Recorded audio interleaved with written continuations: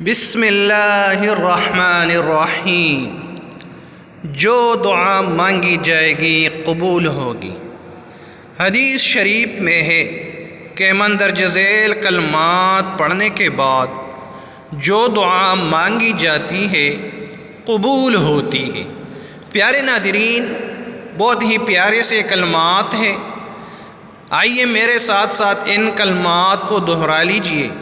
جو ان کلمات پڑھنے کے بعد دعا مانگتے ہیں اللہ تبارک و تعالیٰ اس کی دعا قبول فرماتے ہیں۔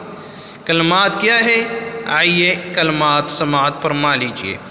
لا الہ الا اللہ واللہ اکبر، لا الہ الا اللہ وحدہ لا شریک لہ، لہ الملک ولہ الحمد وہو علی کل شیء قدیر، لا الہ الا اللہ ولا حول ولا قوة۔ ترجمہ: اللہ کے سوا کوئی عبادت کے لائق نہیں اور اللہ سب سے بڑا ہے۔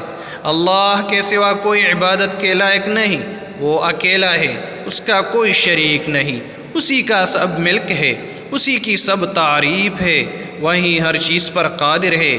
اللہ کے سوا کوئی عبادت کے لائق نہیں اور گناہوں سے بچنے اور نیکی پر لگنے کی طاقت صرف اس عظیم بلند و برتر ذات کی طرف سے ہے۔